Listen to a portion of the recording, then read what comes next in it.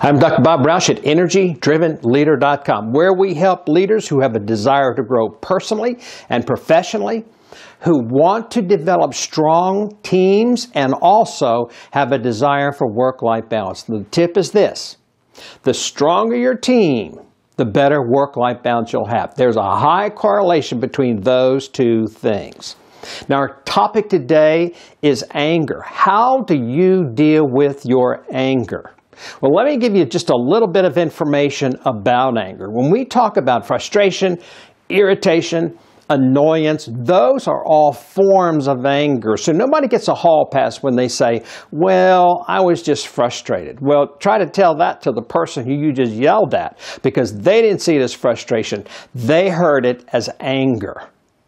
There are three things that you can do that are absolutely opposite of experiencing that emotion of anger, but any emotion at all. One is this: make sure you have identified your strengths and also your purpose. The second thing is, what's your moral compass?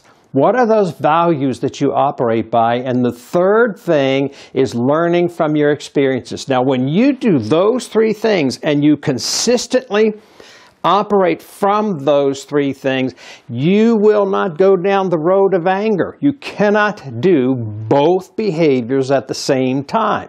Either you're going to do one or you're going to do the other. Now, some people have not done those three things. In other words, they haven't discovered their strengths or their purpose or their moral compass. And if you haven't, it's important to do that. Some people have, but just don't operate from them. And basically because it's stress or whatever, but they just don't operate from them. But I can say this: it takes less energy and even less self-control to operate from those three things than it does to try to have self-control when you're angry. When you start down that road of anger, it's impossible in many cases to stop until it's all over and then kind of regroup.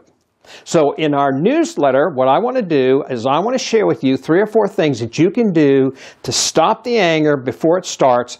And before I go, I want to share a couple things with you that I think are very, very interesting. One is this: that anger is only one letter short of danger. I truly believe that. The second is a quote by a Roman playwright named Plutus. And what Plutus said is, the man who owns his own soul, is a master of his own soul, will forever be conqueror of conquerors. This is Dr. Bob Rausch at EnergyDrivenLeader.com.